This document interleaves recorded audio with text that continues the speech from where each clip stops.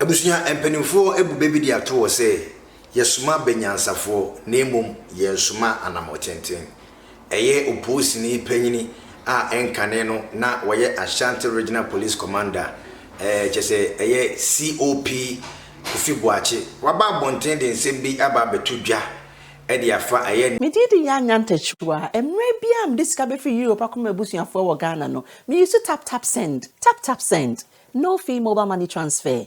Eye easy, eye convenient, eye fast. And sounds so ye free. Won't ya she? Me discover ye mapim. Tap send. Intienne. Also download the tap send app no. Ewa mobile phone so free. Nefe sika komo ebusuafo wo Ghana afa na nyina. Tap send.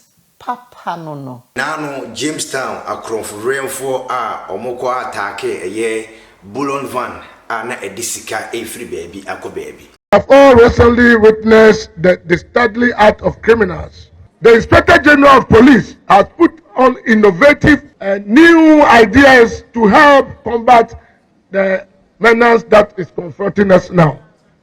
And I want to re-emphasize and assure the nation that very soon, all those involved in this bank bullion robbery, and especially those who committed it last week, they will be arrested very soon. They can run, but they cannot hide. And it's incumbent on all of us, including you, the new recruits, to help us achieve this objective. Starting from now, immediately you leave here, you are police officers, and you have the duty to help us arrest these criminals who killed one of us. This is non-negotiable, and we cannot compromise on the need to arrest these criminals. You ebusianfo mesa mo bibia kwaba e de abadwumadi ne so biem we ene ensema eye COP Kofi Boakye wode tudwa na ebusia utie ensema Kofi Boakye e de tudwa na wode compare ensema IGP e de tudwa na. There's no society in the world where there's no crime. Even in the US, in the UK, Sweden, and all those countries where I would say they more or less have everything, they still have crime. The only place that doesn't have crime is heaven, and we are not in heaven. So if any so-called security analysis says that we are not on top of our game, that's why this is not happening. I mean, he doesn't know what he's talking about.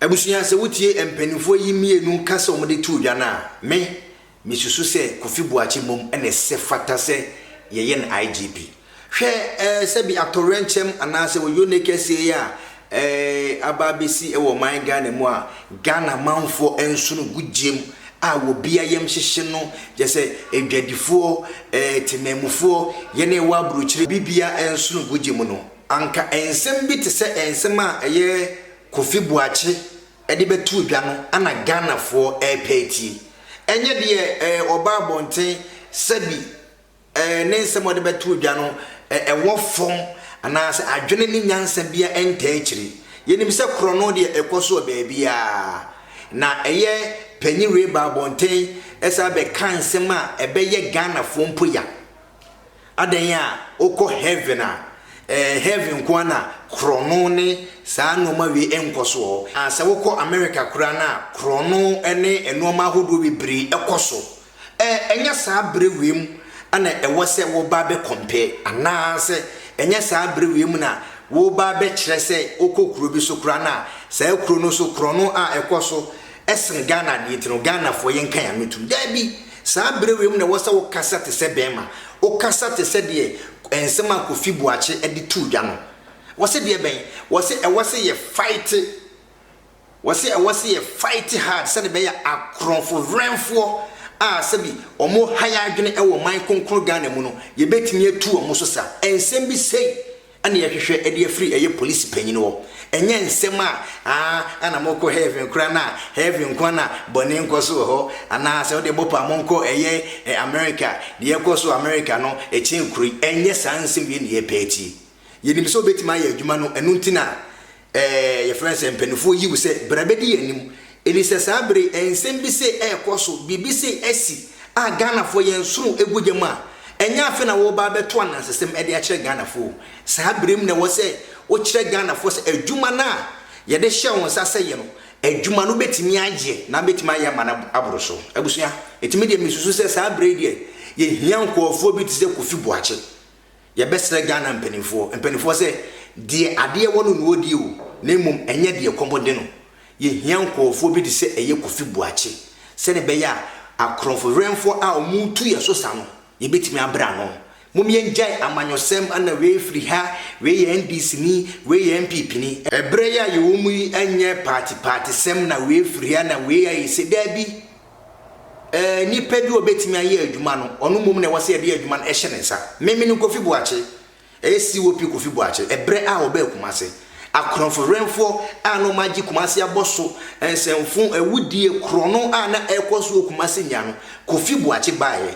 abusua ni nyina ekofom krono eni nipa bonesem de yakwa akoye nipa yi de abusua wontimi ntu ase obia no even America ni kronkura kese a omo akade a committee media tu krono ase no da bi krono ye ntu ase nemum ye bre ano ase o hwesi bia noma ekekakọ ewo man Ghana mu a within bosomi baako akronfo achiesifo eye Buron van a edisika efri baby ekọ baby na no forest bureau bi nso no noma boawuram within bosomi baako hwe enoma ekoso ewo man konkon Ghana mu etino eye IGP James Opombuonu wa feli kura a ye bese na nadodan kwakufu ado se e wo se o man resign na mo chusu obi obetimi edi ade obi obetimi aye adwuma obi asebi o man konkon Ghana no eda na koma so abusuya wonso betimi no wadwen kiraba meda obi bia ase mo keep on support Biscout Media na se ne be ya video ni beton frame mama wonso benya bia hwe share video no se ne be ya be ko akire e de amame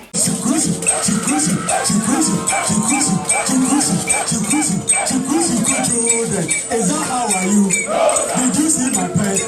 Did you see the food? Did you see the man?